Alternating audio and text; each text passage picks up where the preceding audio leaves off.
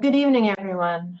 This is Sarah Lewis, Planning Director of the City of Somerville. I'm calling this meeting of the Urban Design Commission to order. The time is now 7:12 p.m. on Thursday, April 16th, 2020. Pursuant to Governor Baker's March 12, 2020 order suspending certain provisions of the Open Meeting Law, GLC 30A, Section 18, and the Governor's March 15, 2020 order imposing strict limitations on the number of people that may gather in one place, as well as Mayor Curtitone's declaration of emergency dated March 15. This meeting of the Urban Design Commission will be conducted via remote participation.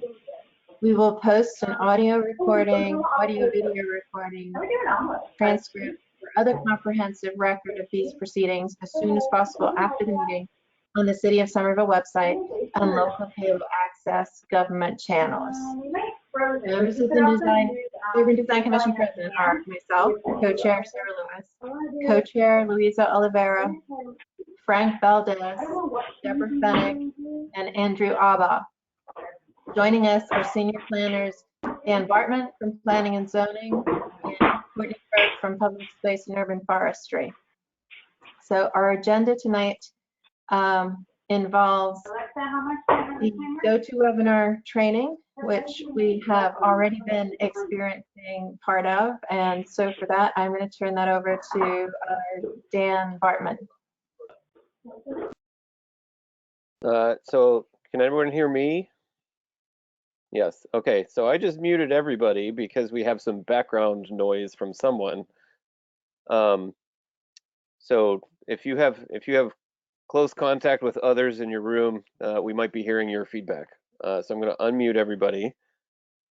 But Charlotte's actually going to try to answer our questions related to using GoToWebinar. She's the specialist on our team. And then we will take up the other items of business. Okay, so this is GoToWebinar. When you all are attending probably this meeting, I don't know if you'll be at any other meetings, you will be attending as panelists. There are three main roles in GoToWebinar that someone can be.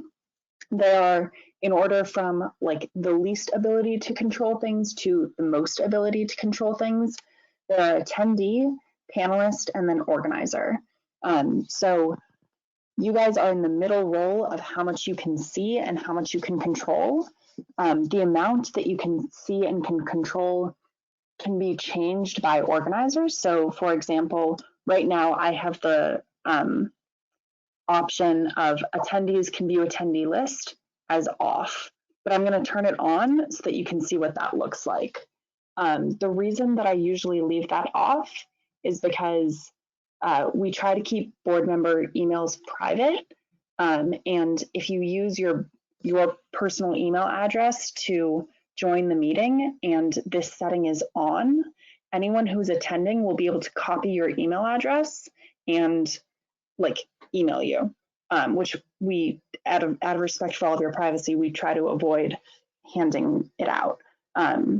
It has some drawbacks of not being able to see the attendee list, but that is why we have it set up that way. So I just turned that setting back off.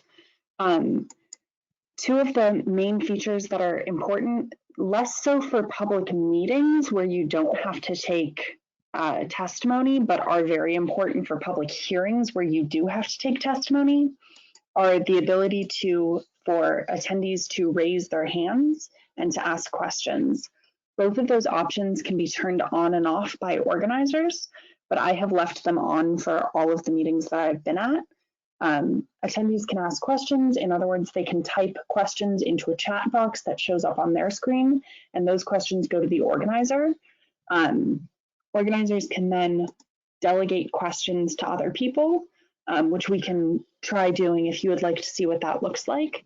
But if people are doing public comment, it should generally be spoken rather than just through the chat box. The other feature that attendees can do is quote unquote raise their hand, which basically lets them raise their virtual hand, which notifies organizers that they would like to speak. Organizers are then able to mute and unmute them to let them speak if public comment is being taken at that point. So that's just a little overview of what things look like from members of the public's perspective. From your perspective, you can kind of see what things look like. The main things that you have are you're able to control your audio. So you can either do computer audio, VoIP, basically. I think that's what it abbreviates to, which is your computer, microphone, and speakers. You can also plug headphones into your computer or a headset into your computer and use it that way. You can also, as some of you I think are, call in through your phone using a phone number, an access code, and then a PIN. The PIN is what allows organizers to mute and unmute you. If you don't put the PIN in, you default to your level of responsibilities or your roles default mode. So for attendees, that default mode is muted. For panelists, that default mode is unmuted. So you would be able to mute yourself at any point, but panelists would not be able to mute you. Those are the main things, honestly, that you will be using in your meeting. Obviously, you can share your web camera. There's a limit of 6 people sharing their web camera at any given time and 1 person sharing their screen. As you can see, I have my screen shared, just showing the agenda. You are able to add handouts to these meetings. So if you wanted to have your agenda so that members of the public could download it, that is a feature that you can set up, although an organizer would need to set that up before the meeting, ideally. So those are the big things. There's also, those are the big things about the panelist role. There's also a 4th role that is kind of like a microphone in the sense that only 1 person can have that role at any given time, but it can be passed back and forth between a whole bunch of people, and that's the presenter role. So the presenter role is what, right now I'm both an organizer and the presenter. So that's why I have my screen shared. If you wanted to have your screen shared, you could be the presenter, but only 1 person can do that at any given point in time. And usually that will likely be a staff person, whichever staff person is kind of helping organize the meeting. So that is my basic spiel. If you guys have any questions, I'm more than happy to answer the ones that I can, or feel free to click around. Charlotte, one thing that I wanted to add is, I don't know if anybody was just happening to catch the President's 3-phase plan for getting back to a new normal. But yeah, there's a very likely chance that public meetings won't take off as fast as some of us might return to work, meaning like groups of people gathering in meeting rooms. It is our intent in the long run to end up having the design review meetings take place in the chambers with the membership of the board of the commission sitting up at the Horseshoe, just like the ZBA does. But for the time being, we may find ourselves doing these meetings virtually longer than anticipated. So feel free. We made this an agenda item so that we can take time to learn any of the ropes if we need to. So don't feel bad if you have any questions that you would like to ask. Everyone feel very, fairly comfortable with GoToMeeting otherwise? Yes, 3. That's at least 3. Okay, that looks good. So if there's no other questions related to GoToWebinar, I think the first item of business to talk about is some idea of a regular meeting schedule. Something that will come up when we get to the review and adoption of rules of procedure is that we actually wrote that meetings will be scheduled on an as needed basis. We are not currently aware of the average regular caseload to expect. So for the time being, we didn't write in that these were going to happen every 2 weeks, once a month, whatever the schedule might be, because we haven't had many. We haven't had many applications actually proceed through the process yet with the adoption of the new ordinance. So this really what we want to accomplish with this is just have a frank discussion about what is everyone's availability in this time period, and then maybe even a prediction of what your future availability might be like if we ever get back to some version of normalcy, so that we have an easier understanding of what's the best future for scheduling meetings. It is most advantageous if we're going to try and be in the chambers to be on a Tuesday on the off week that is from a city council hearing. That is when they have their committee meetings, and they are either in the committee room or the subcommittee room, which would leave the chambers available to us. So ideally, we would always attempt to schedule meetings on an off week from the city council meeting, even if they were not predetermined when they were scheduled. So we're interested in hearing what all of your normal schedules are like. One of the other questions that we have for the time being is, do we want to do meetings at 7 o'clock or some other time period? And that's for right now while we're all doing things virtually, and eventually once we get back to our normal schedules. Sarah, I don't know if you want to cycle through all of the membership or just let people chime in individually. I think we can, I mean, we're a small enough group. I think we can let people chime in individually. But then I have to have a volunteer to go first. Louisa raised her hand. Okay. Tuesday's good. Go ahead, Andrew.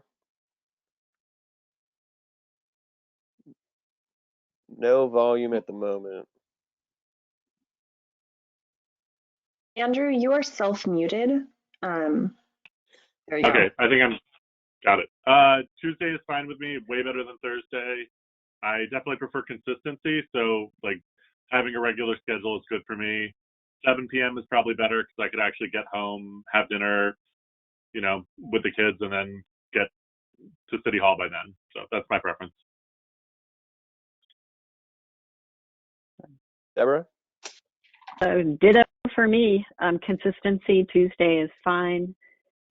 Scheduled ahead of time, and 7 o'clock probably is a better time. And if while we're virtual, I work at least a full day. So 7 o'clock is also good for me when we're doing this through GoTo. And Frank? You are also self-muted.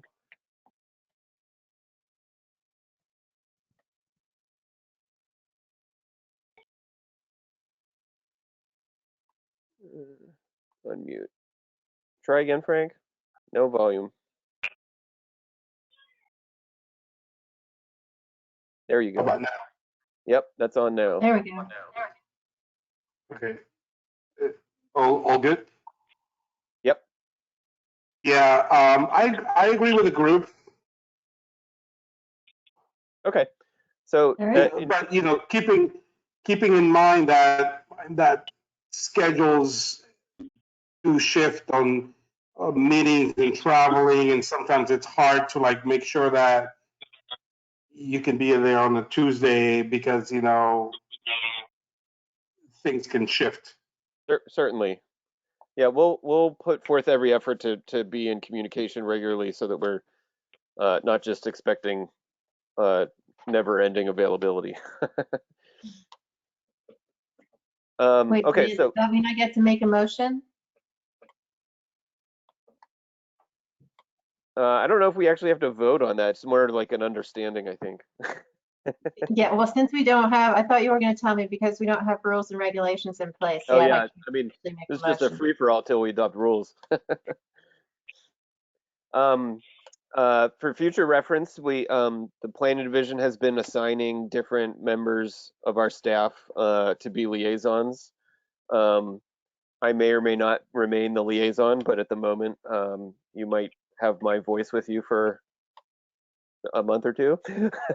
Let's be optimistic. And then, but we'll figure that out as things shake out. But at the moment, I'll be probably running meetings in the background while you all worry about being board members, like from the technical side, like Charlotte is doing tonight.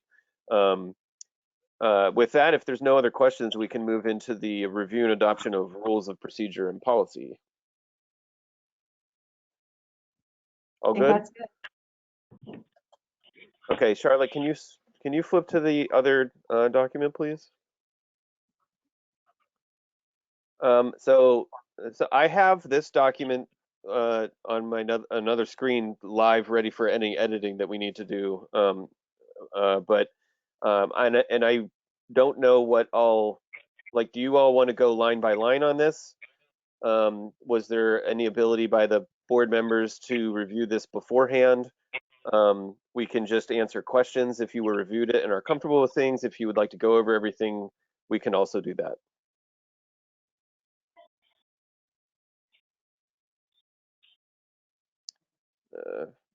Frank, you're muted. Go ahead. Yeah, I mean, I read the whole thing. Okay.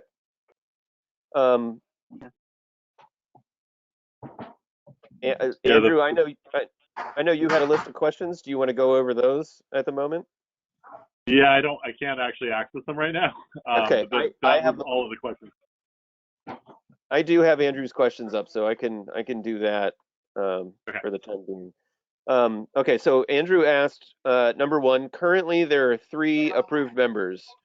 What happens if one of our firms has a project that needs to appear before the UDC, and we would be required to recuse ourselves? Is it possible for that project to gain approval with only 2 members voting? Unfortunately, we have a 5. That definitely has happened as part of design review. Like, I've had to recuse myself a lot. So that's where that comes from. Yep, that's definitely an understandable question. The this is intended to be a 5-member board or commission. Sorry, we're a commission. And currently it's written as a 3-member quorum. So to be able to take a vote, we need 3 members, but to be able to pass a vote, it's a simple majority.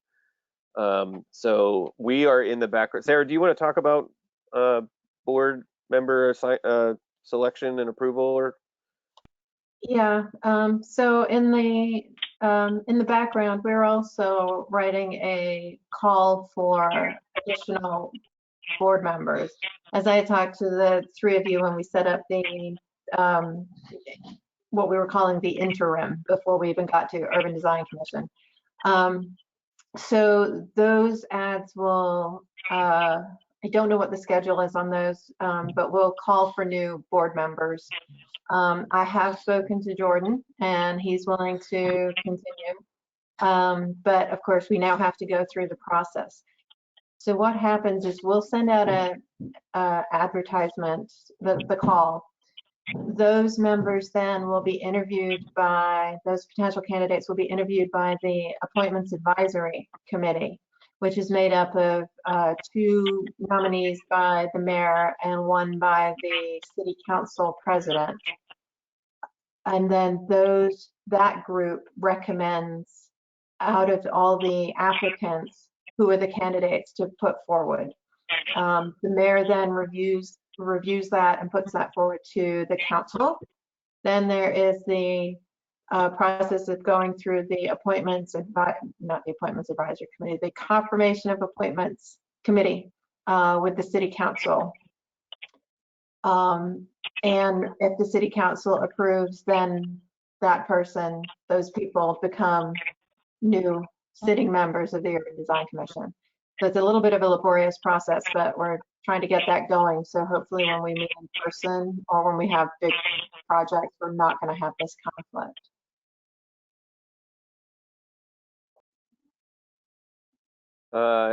So for the time being, we're going to have to be cognizant until we get some more members appointed of what's appearing before the board from a scheduling perspective.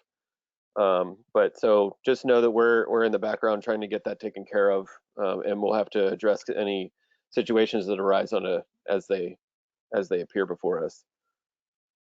So in regard to Jordan, he was, so Sarah, that my contact info was good on that one? Yes. Or yeah, okay. So is there any way that he could be put through the process sooner rather than later? I don't think so, unfortunately. Just because of the way it was set up, and we sort of rushed you guys through without doing the full process. I'm going to see what I can do. I will talk to legal just to make sure, but I don't think we can. I do have a quick question. And maybe this is as far as a firm working on a project versus a person.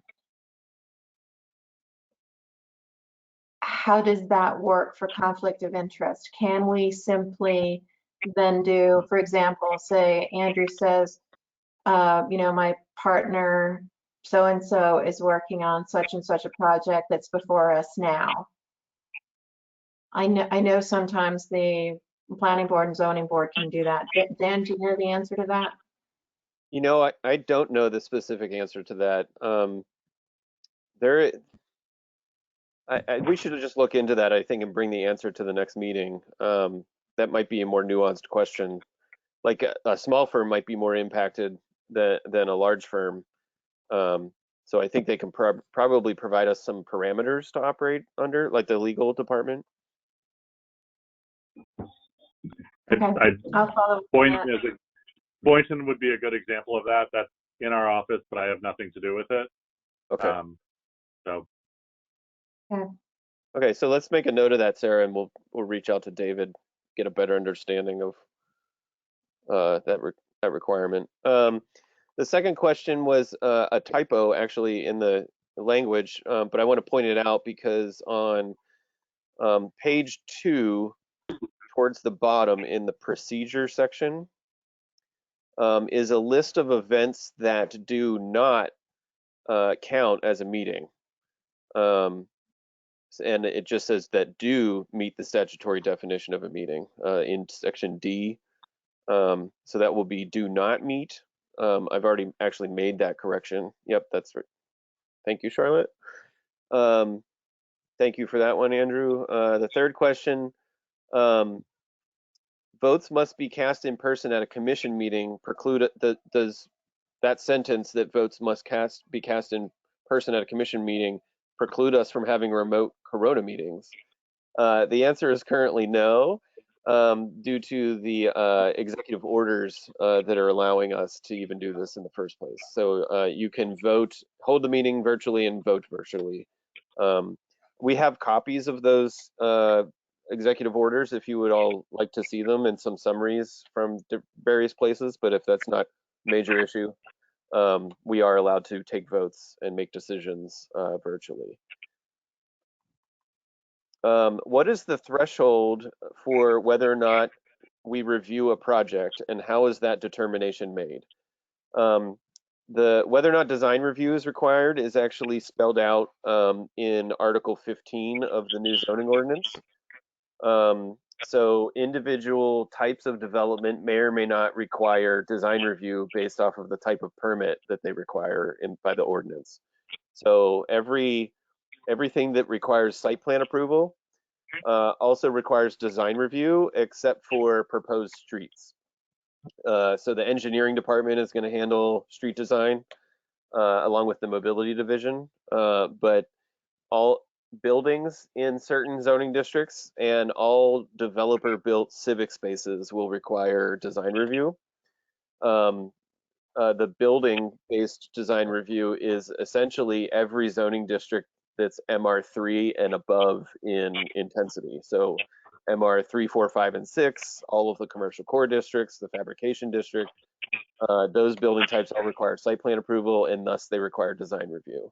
So you will never see design review for a house, a triple decker, a sixplex, a small apartment building in the UR zoning district. It will always be a building in a square, in a main street, in an overlay district, in a high-rise district, in the commercial core of a square. So we're now talking about a focused area of the city rather than some of the neighborhood scale development. A small nuance of the adoption process, we added the backyard cottage, or the city council added and approved a backyard cottage for the NR district and permitted it by site plan approval. Both of the boards were also, meaning the zoning board and the planning board, were also enabled by the new zoning ordinance to adopt a minor site plan approval process. And they have both voted to utilize that tool for backyard cottages. So if they had not done that, you would have seen backyard cottage design review because it requires site plan approval, but that was not the intent. So backyard cottages are minor site plan approval that they'll be handled administratively by the planning director, Sarah Lewis. Long story short, things in the MR districts, commercial core, high rise, fabrication district, you'll see those types of buildings. So more significant in size. But there's no like square footage threshold. So if a building's in the MR3 district and it's like, even a 1-story single shopfront building will have design review because everything in that district requires it. But so will buildings that happen to have enough land area to max out their permitted footprint or something like that. All good on that one? Yep, okay. Next question, can we add an existing conditions and schematic landscape plan with existing and proposed streetscape dimensions to the submittal requirements? The answer is 100% yes. The staff is tasked with, the planning director and the PSUF director are tasked by these rules and regs with establishing submittal criteria. Whatever you want us to put in that submittal criteria, we're more than happy to put in.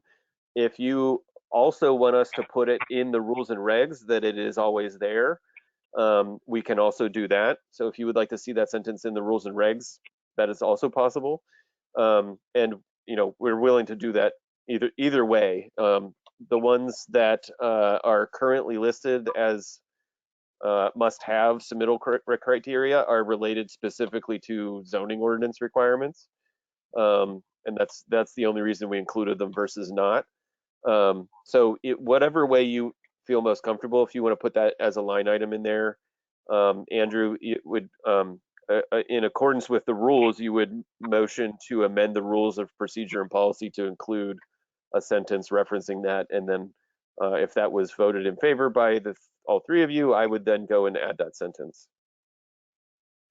That could be. Dan, if I can, one of the things that I would recommend is it is easier to change submittal requirements as a policy than to constantly update the rules and regulations.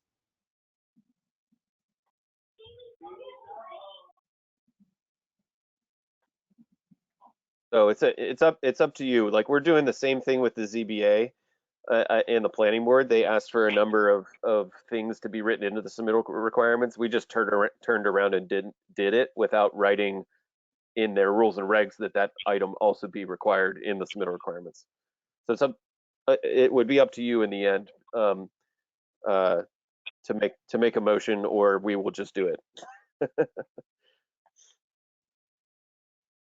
Whatever's the easiest. Do I have to say make a motion, or?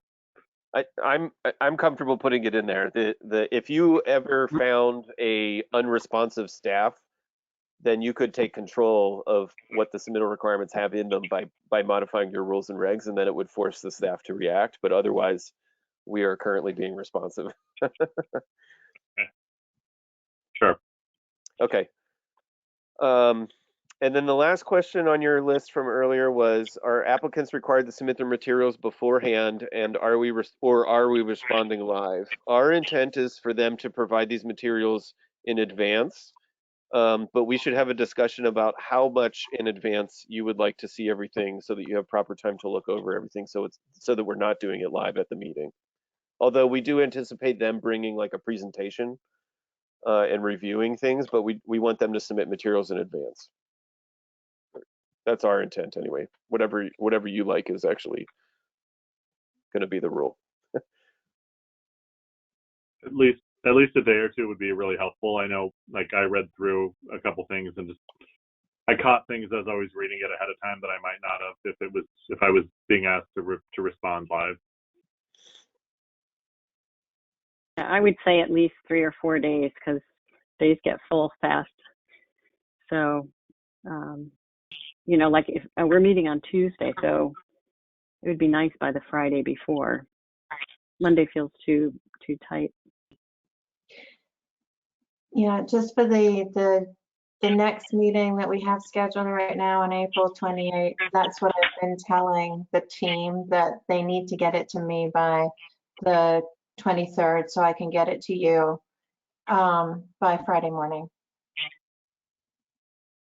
That sounds good. Yeah, that'd be great. Okay. Do any other members have any other questions? Yeah, I'm curious about why there are alternates as opposed to 5 to 7 permanent members.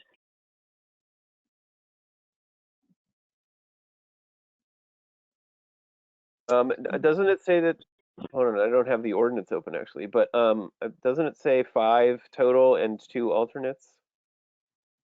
Yeah, Yes. I'm just curious about the concept of alternates. I'm just unfamiliar with it, and it seems I was just curious about the logic there.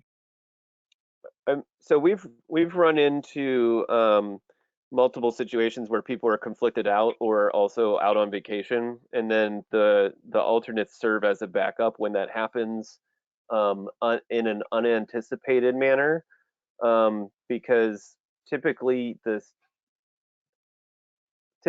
if you didn't attend a meeting, you shouldn't vote on that item.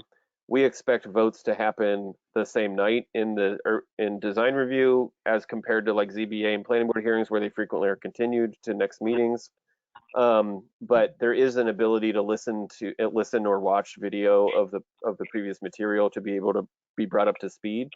But it's for that situation, just when some unanticipated circumstances that cause members to be conflicted or absent, and then the alternate can sit in their seat without having caused further delay.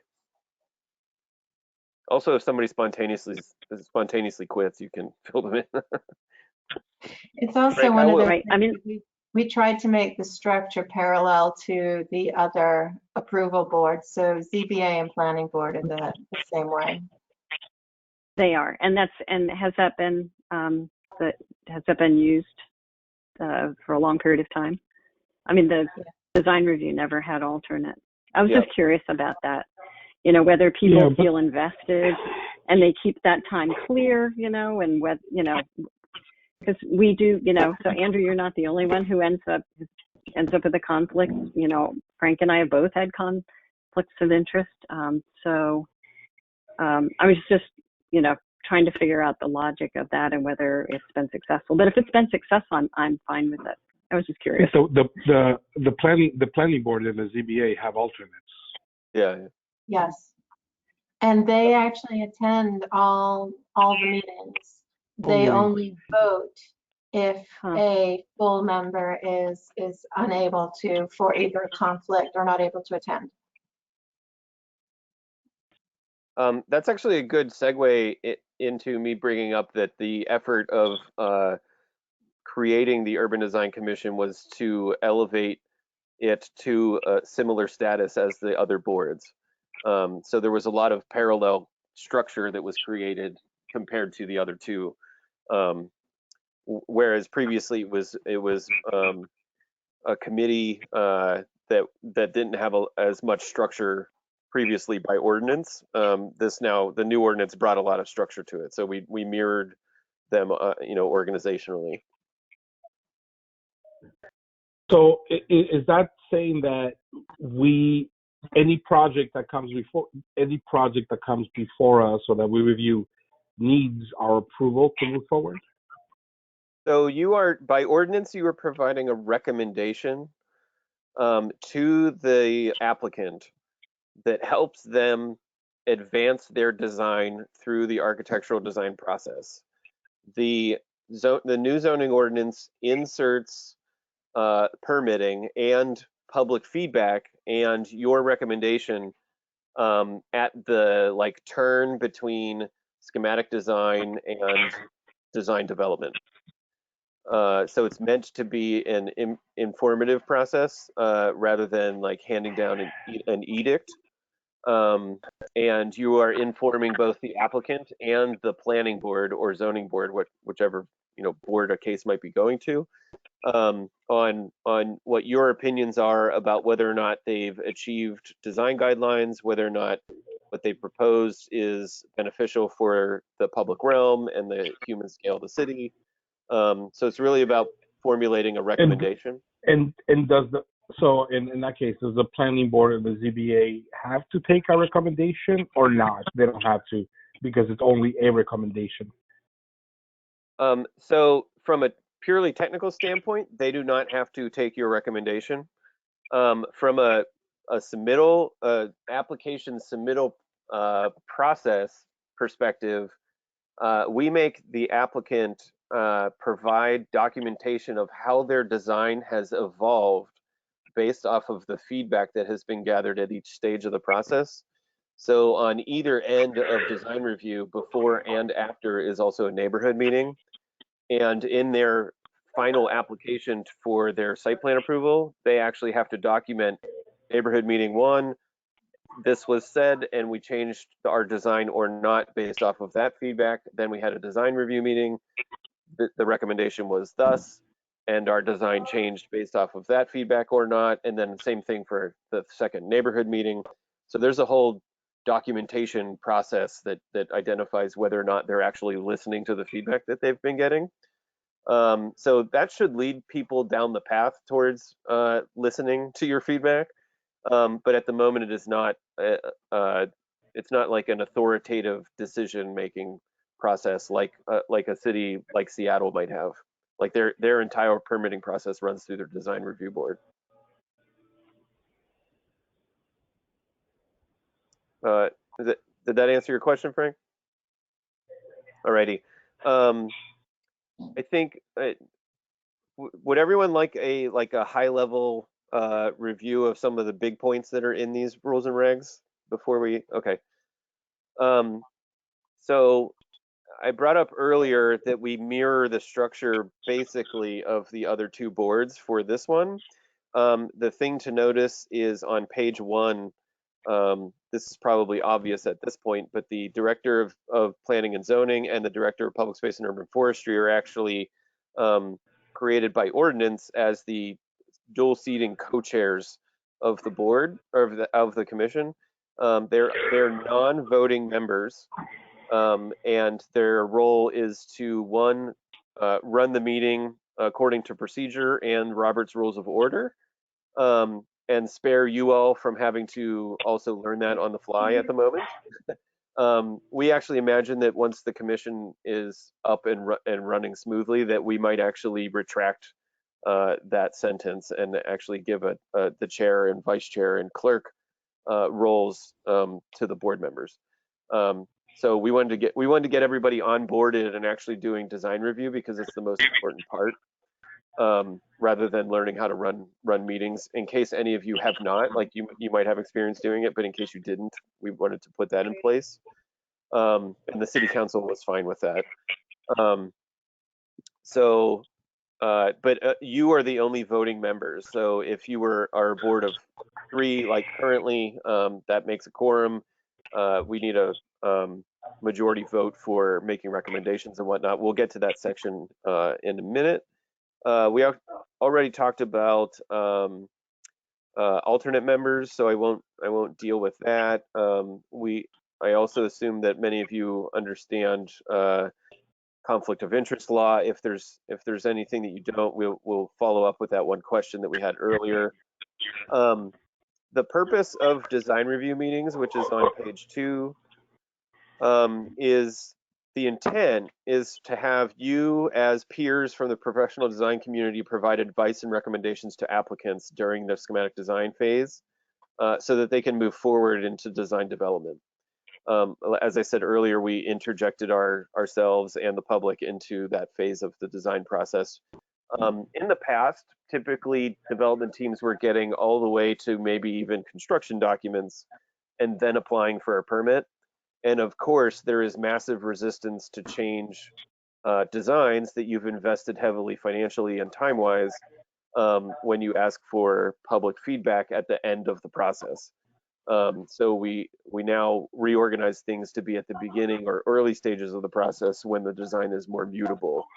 The same reason it's a recommendation-based process is because people uncover challenges that they have to address during the design development phase, and so we know that a recommendation from the board will have to be taken into context as the design continues to unfold. But the purpose of the design review meeting itself is threefold: to review schematic design options presented by the applicant and to identify preferred option for advancement through design development. These are almost word for word references of the zoning ordinance.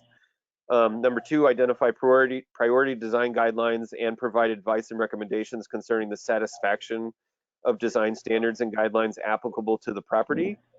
And 3, identify any outstanding design concerns and provide advice and recommendations on how development affects the quality of Somerville's public realm. So the third one is if there's anything related to the design guidelines applicable to the project that you don't think has been met well, you could provide recommendations on how to do those things. But also, we want to make sure that the recommendation is public realm focused. So one of the ways to think about this is kind of how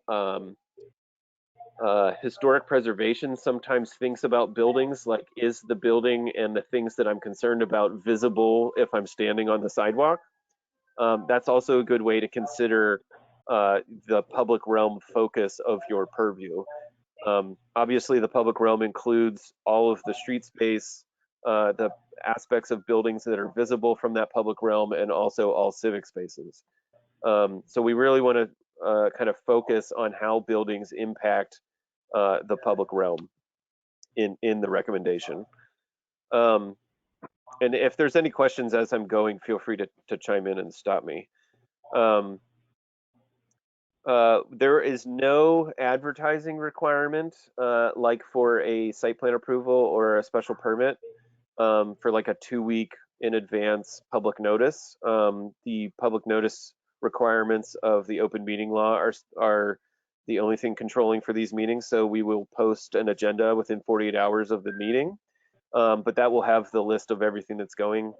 We expect to know, obviously, before then what's going to go and if they're providing materials to you the Friday in advance, which would be the same day that we have to post the agenda. But we should have an understanding of the flow of cases in advance of that. Like, for instance, Sarah's known for weeks now that this upcoming building would like to go at our next meeting.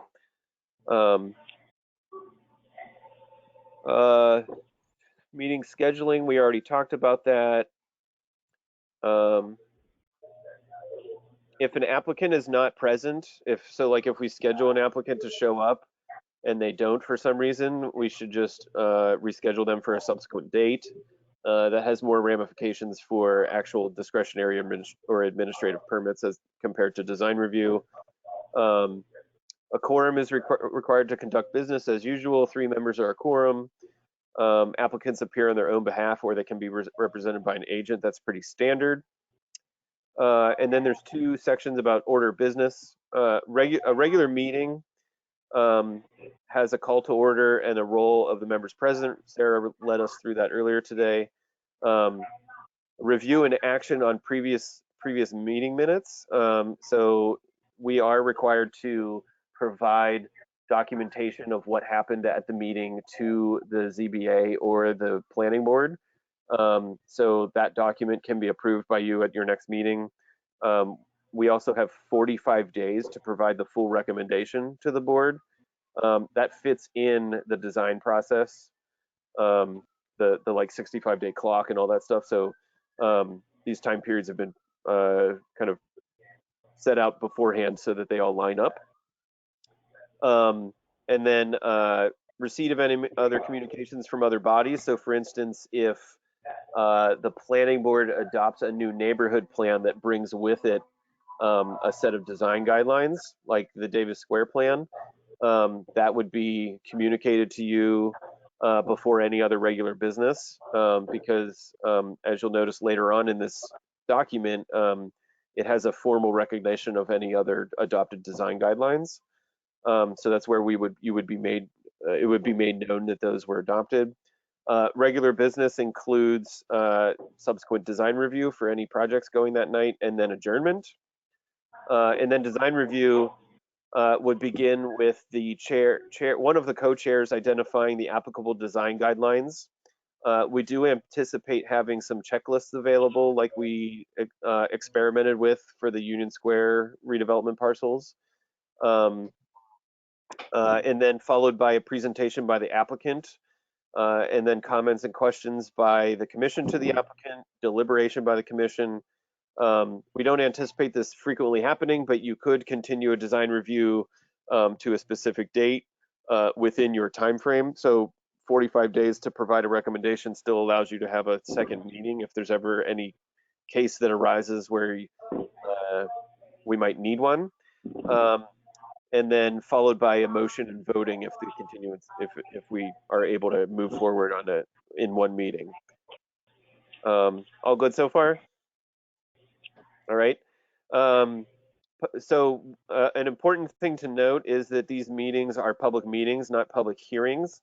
Public testimony is not guaranteed at a public meeting, but if, for instance, something to remember is that the purpose of this meeting is for members of the design peers from the design community to provide feedback rather than generalized public comment. The reason it is that we believe you should scrutinize that maybe heavier than other boards might is that there is a neighborhood meeting on either end of your design review, and then followed by a site plan approval application that's submitted, goes to a planning board, and is absolutely required to take public comment. So there's actually 3 different opportunities for public feedback that we don't believe a 4th one is necessary at your meetings. However, if, for instance, members of the public that are architects or other designers attend the meeting and have an interest in providing feedback, the chairs have the opportunity to invite them to provide feedback. It's within the discretion of one of the co-chairs to allow them to speak. So that is one difference between a meeting and a public hearing. And then there is yep, Deborah? Sorry, I had to unmute. So will we be provided the meeting minutes from the public hearing and what was the other thing? Identification of applicable guidelines. Do we do that, or do you guys do it? And also, who's taking meeting notes? So at the moment, one of the co-chairs will take meeting minutes. Something that I left out is that the co-chairs by ordinance are allowed to designate somebody to sit in their seat from the staff. So the reason that Courtney and I are on the calls is that we might frequently be sitting in place of Sarah or Louisa while they continue to handle other business as directors. So one of us, me or Courtney, will probably be taking minutes and recording votes. We will be providing materials for you to be able that like facilitate that process and make it easier. including identifying the design guidelines. So the chair, as each case is called up, will point out this is in Davis Square. The Davis Square design guidelines are applicable in addition to anything in the zoning ordinance. Or if it's in Assembly Square or whatever neighborhood happens to bring with it other design guidelines, there might be other documents that bring design guidelines. So we'll help communicate that to you through documentation and verbally for the record. And so Good. that'll come with the submission package so that we can look at it all Yep. together. And Okay, that's great. Charlotte put a question to me. Are they fine with digital packets? Is something that we should figure out. It's I believe that's been the intent in the past. So we'll provide everything digitally. If you want a printout of anything, we can get it to you. But we would love to move to a more digital environment. So we can include like the checklist and things like that so that you can do anything you want in advance. A simple majority of those present is required for the passage of a motion. These are the list of motions that can be made by the board members.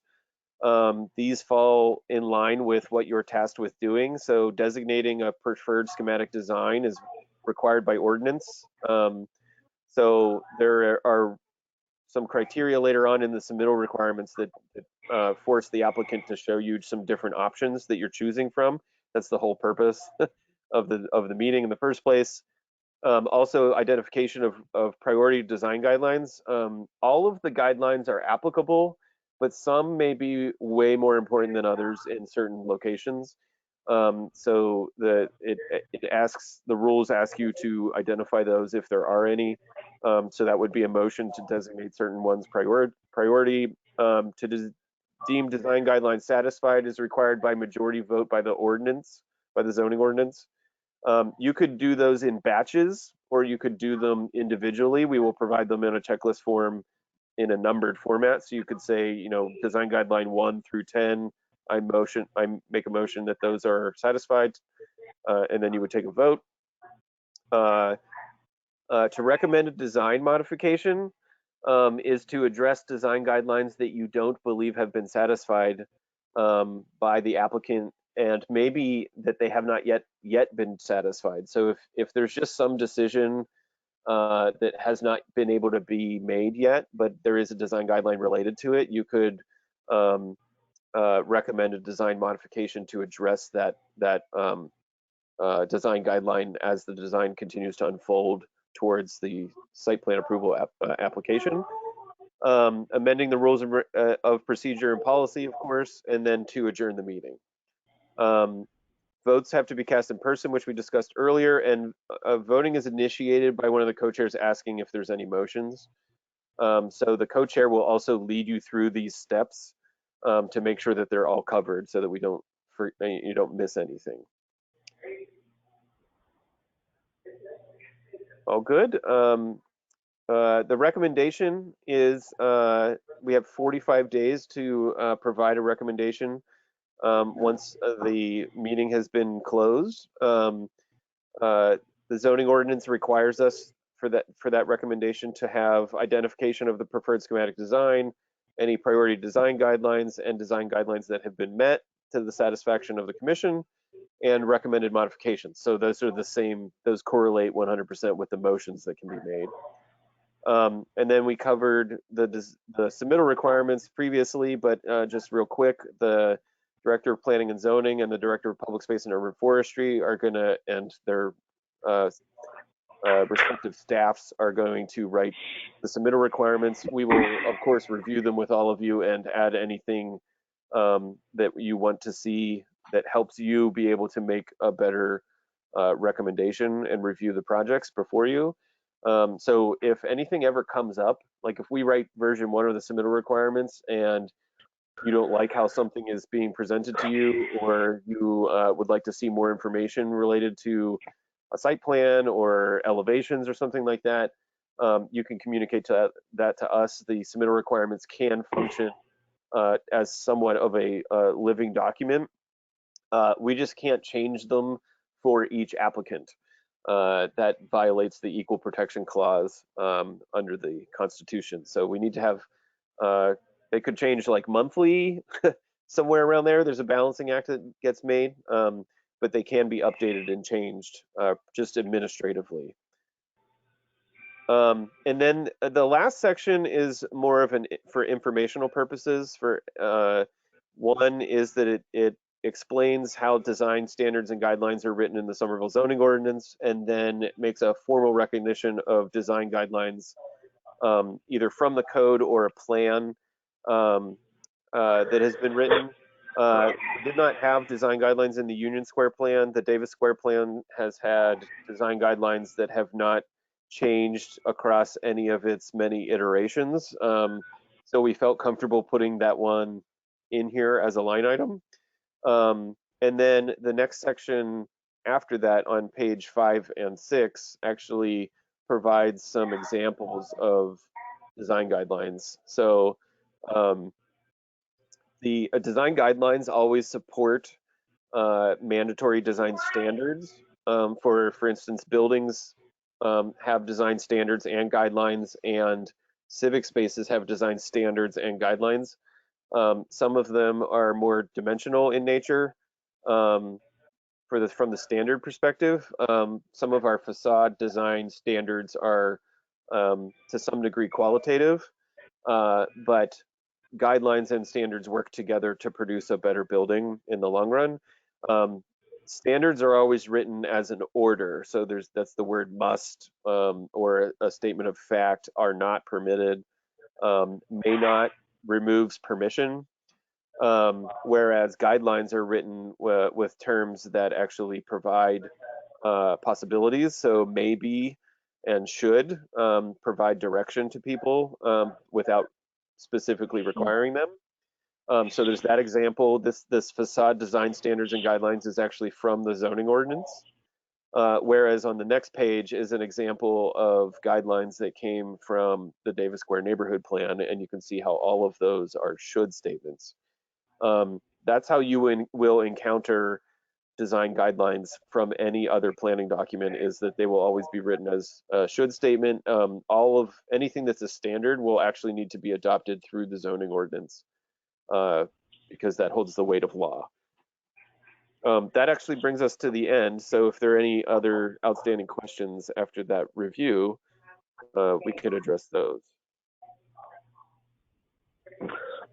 I had a question regarding what the components that you just spoke about and the process that we went through when we were doing the approvals for the projects at Union Square. Mm-hmm. Because that was the first time that we were kind of like implementing some of the future components of the zoning and some of the design guidelines that were in it. And there were some things that were written, and I'm still not clear as to how we address them when they are brought forward in a design. Like, for example, when reviewing the lab building or the 24-story residential tower, when they were talking about in the design components about top, middle, Mm-hmm. base, middle, top, and window bays, and some of these things that sometimes, at least in my mind, are not necessarily fully applicable in buildings that are of a larger scale or over a different programmatic component, that those things do not apply. And you're curious about how to move forward in that situation? Yeah, like when we are looking at a lab building and it says, the bay windows. I mean, we're not expecting lab buildings to have bay windows, right. To fit into the context. So, or for like, the pilasters to align and things like that. How do we deal with that language when reviewing facades of buildings of that scale and nature, which we're going to see probably many of? Yeah, Frank, I had that same question, looking at a datum, I can't remember, I was reading through these and thinking that an exception you can think of exceptions that are fabulous around the world, and they could make sense, and be fabulous in Union Square. But they don't quite conform. Do we have any? Can we have judgment about that stuff as a commission? Yeah, yes. The short answer is yes. Not every design guideline will apply to every building. There are some design guidelines that talk about specific things if they're present, but if they're not present, that like there's design guidelines about awnings and whether or not they should be open or operable or whatever, But if nobody's proposing to have an awning, you don't have to enforce that or even provide recommendation related to it. I think there's a suggestion that awnings should be included with storefronts, but we're not always going to find that to be the case. So there's some amount of discretion in deciding what's applicable and what's not from a guideline perspective.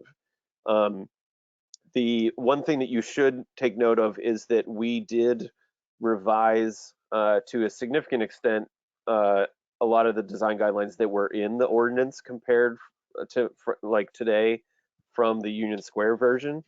The Union Square version was the first pass at it. We did learn from the experience of doing design review with those buildings and made some revisions. We actually worked with Sarah, your former colleague on the committee, to make some of those revisions. So there's less design guidelines and more leeway in achieving goals in the new versions. So where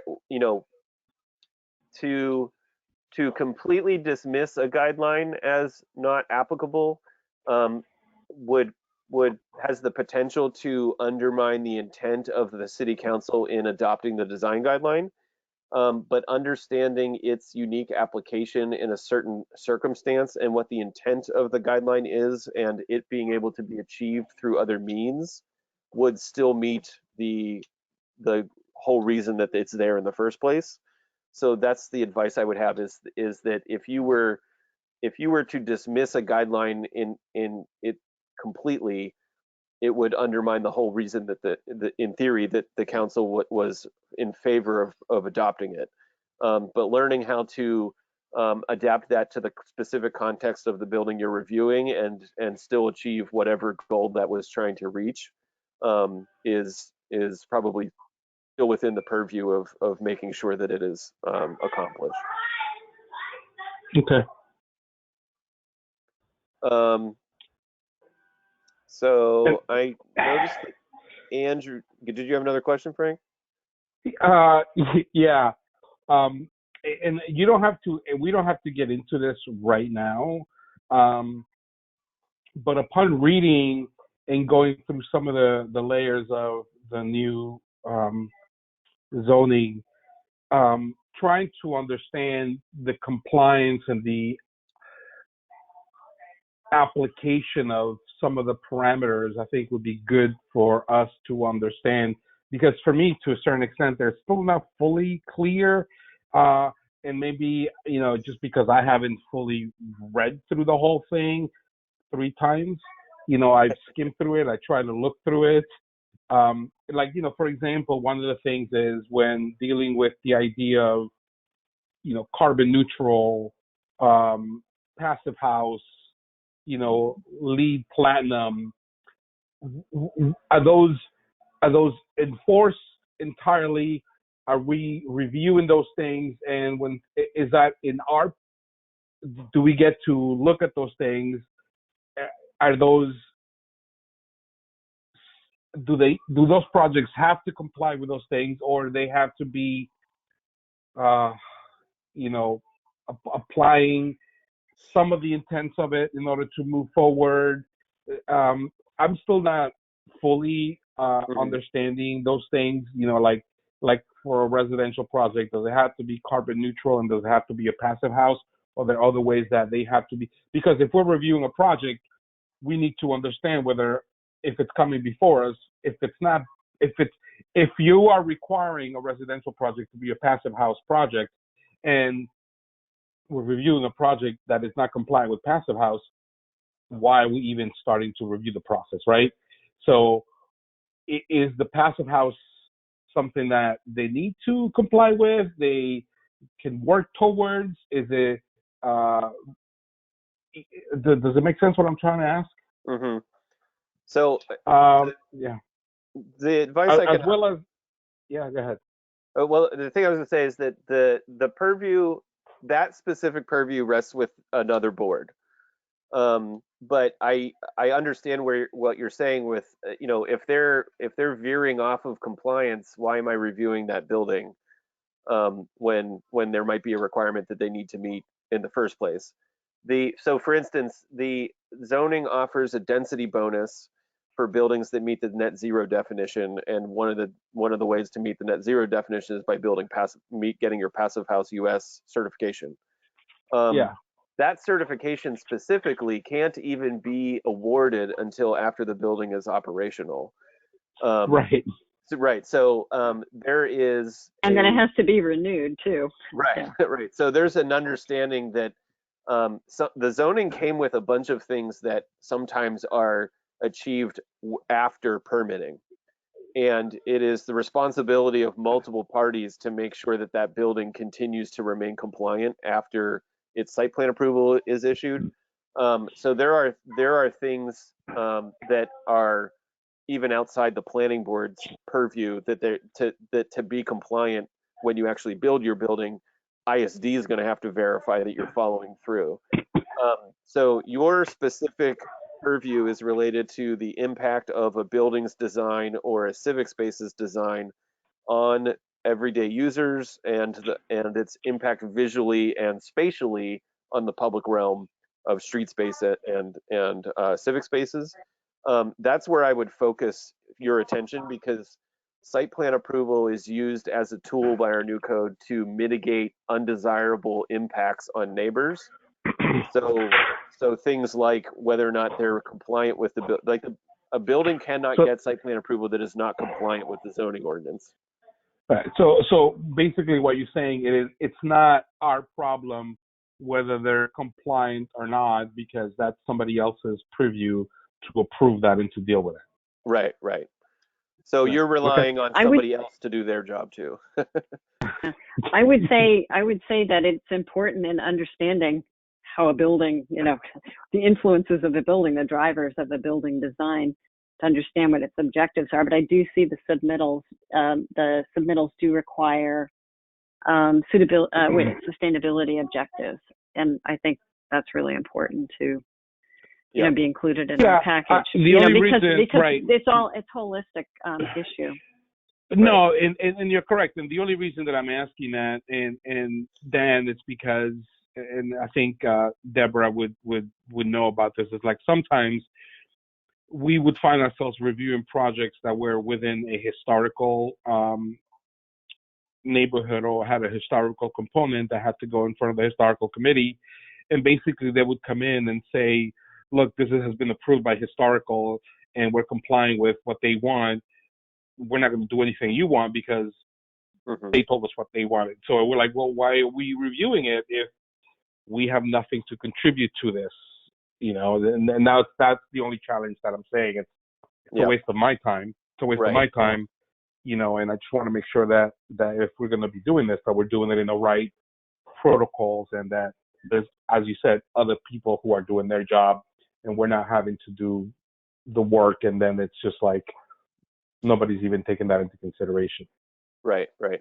We are, I can tell you that myself and both Sarahs are working with the Historic Preservation Commission and the Demolition Delay Ordinance to better streamline things now that the new zoning ordinance has been adopted. So we are working to try and alleviate that previous conflict that was existing, just as an example. But yeah, it was an example. Yeah, exactly. Yeah. Where is their review in the process? Is the historical commission? So or commission, whatever. Yeah, that's a good question. Their documents currently being edited and debated. They're like demolition delay ordinance. We've been asking applicants to go to file their paperwork if they plan to demolish a building before submitting a site plan approval application.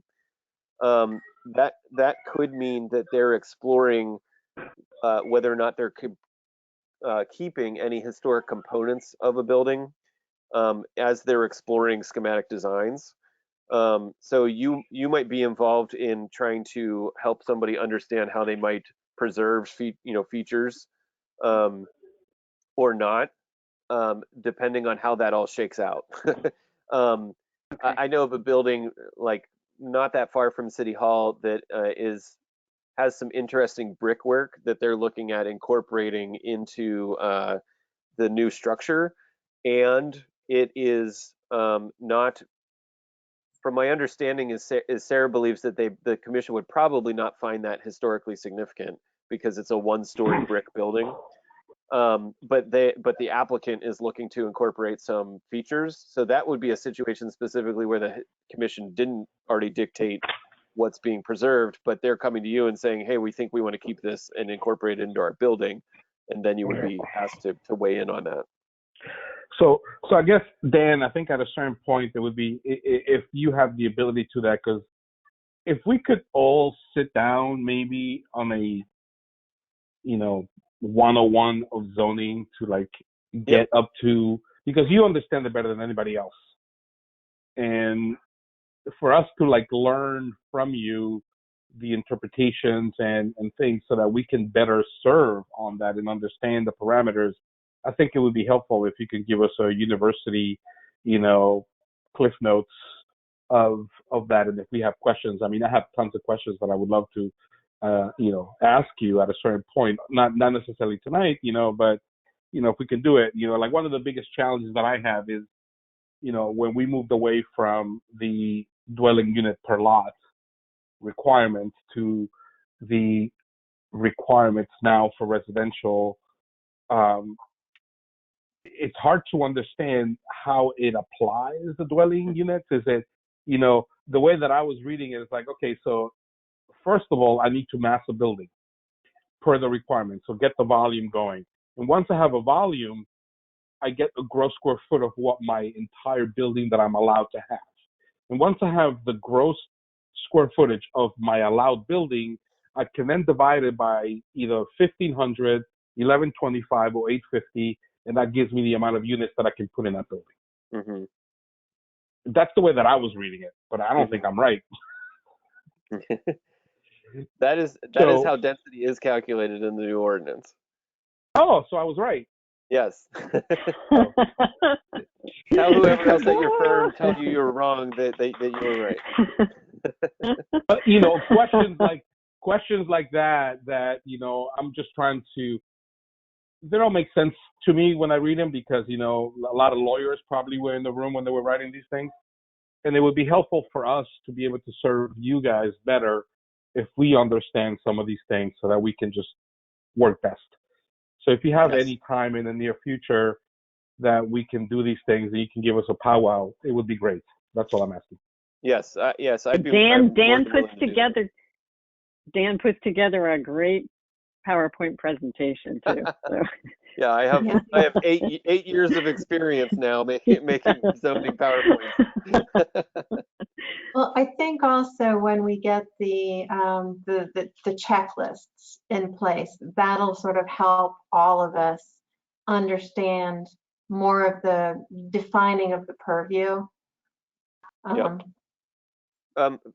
Frank, one of the other things that I wanted to say a minute ago that I forgot was that I am also working on a photo gallery for the SomervilleZoning.com website that illustrates the design guidelines, because I wrote those looking at hundreds of photos, and I know the breadth of things that I believe fit in that sentence, but I haven't posted all those photos everywhere. So I think visual aids will be very helpful as soon as I can get them up online. Definitely. They're all just on my hard drive at the moment.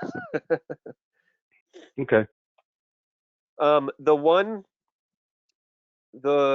guess the one question I had is related to page 4, where we have the submittal requirements for options, schematic design options. Charlotte, would you mind going back to page 4 Yeah, there was like you require 3 options for facades to be submitted.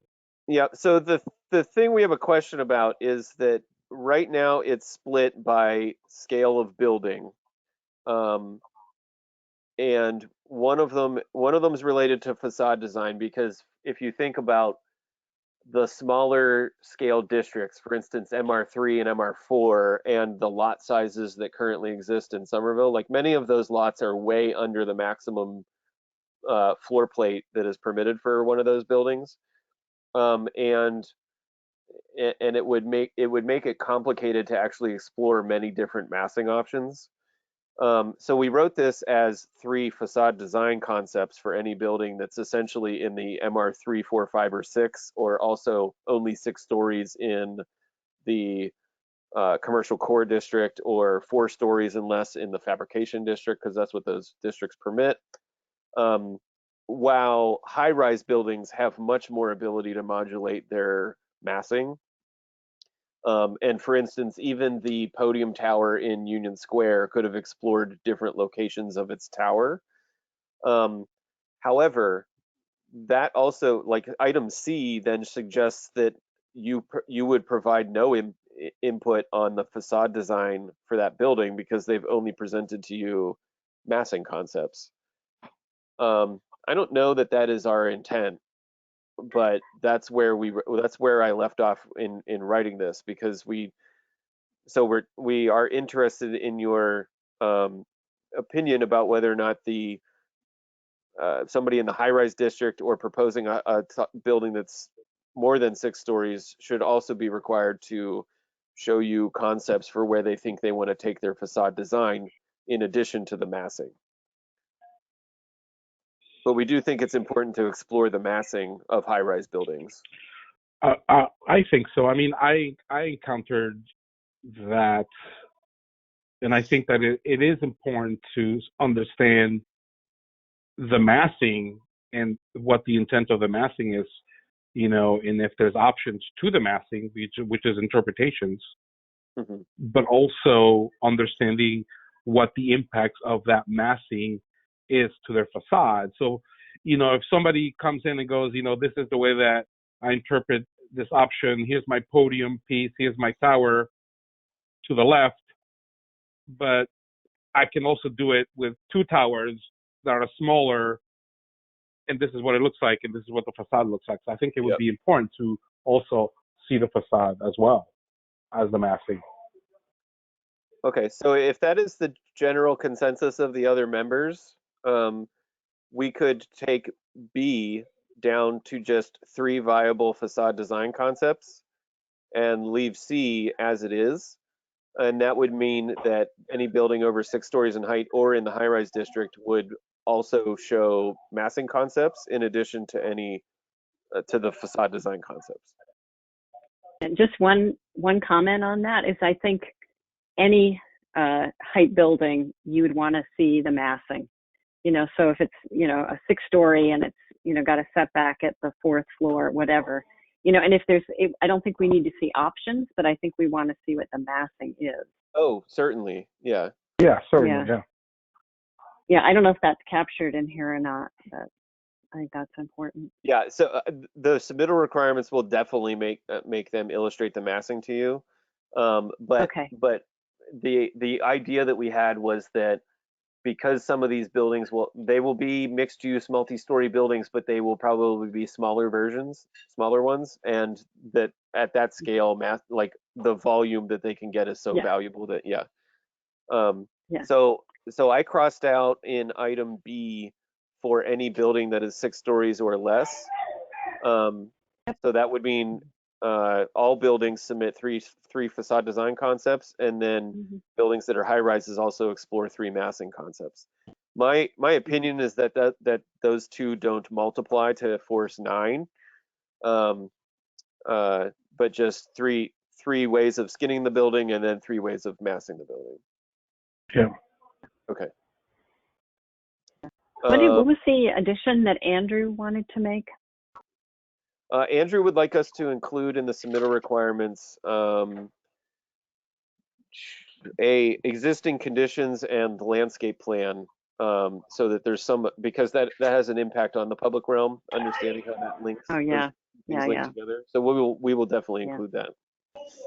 Yeah. And it'll be Something that I- schematic because they won't have finalized it. But Yeah, something that I always appreciate and always let the applicants know that I appreciate it or would like to see it the next time they come is a larger context, Yes. something that explains the larger context. You know, and I think here it says immediately surrounding, but I always want to know what neighborhood is this in, you know, what neighborhoods are bordering it, you know, what's the character of the neighborhood, is there a highway, you know, 2 blocks away, you know, all that stuff. So, you know, I sometimes I feel like the applications are too narrowly focused. You know, Dan, And I think As that you always think makes sense. those things, as you think of those things, if you could email them, so that as we're pulling together the submittal requirements, we can go ahead and just include those in from the very beginning. So as you think of things, just let us know. Deborah, I can tell you Yeah. that the Okay. ZBA and the planning board asked the same thing, that they want to see, Okay. understand the neighborhood context, have a locus map, like show me the surrounding Right. buildings. so you know, All that. in So submissions you caught for- it, right, Sarah? You Yes. caught that one though, right? Yes. Okay. So if I think of anything else, I will share. So in submissions for Boston and in Cambridge, going in front of the BCDC or the planning in Cambridge, you have to supply actually a physical model Mhm. that shows your building in context with the neighborhood. And they require it to be, you know, they give you the scales. It could be 1 to 20, 1 to 40, but you have to build and you have to bring it, you know, and that you have to show it. And I know it's old school still, but I mean, it goes to relationship to its context. I mean, it gives you a different reading of your building within a neighborhood really fast when you can see it and just present it. And I think that the times that we've had to do that for our projects in Cambridge and in Boston, they've been very informative in that. So I don't know whether there is a requirement for a massing model of the context so you can see the building in relationships to its surroundings. Let me ask you a question. Would you also be accepting of a digital model that was massing based, like a SketchUp or Rhino model, as long as it included the surroundings? Sure. I mean, I think that could work. I mean, I think we're moving towards a more digital world, so I would say yes. But to really have, you know how like in the BC, when you go to the BPDA, they offer their entire city online for downloading. Oh yeah. So you can actually, so you know, every time that we go, we can download the entire city and all the buildings are there, and that's the first thing that we show up with, right? So yes, I think that having massing context of your building next to its neighborhood so people can understand it, because all of the times people will just see it isolated. Oh, that's a big building, you know, in that block, and you're like, well, if you look at 2 blocks away, 3 blocks away, you know, it's different. Yep. So yeah, digital will be fine, but I think having something that says a representation of a physical of a 3-dimensional model of the context within a X radius or something, I think would be good. Okay. If there's no other items, questions, comments, concerns, edits, Can I make a motion? you can't. You can ask if there's a motion, but you can't motion. All right, I do. Can I at least say, is there a motion to? One second. accept- Andrew's camera turned off, but I want to. It says he's still here, but we need to make sure that we have a quorum. Okay.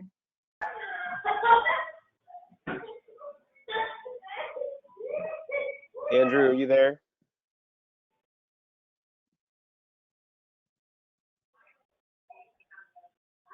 Yeah, he's muted right now. He's Yeah, it says he's self-muted. here.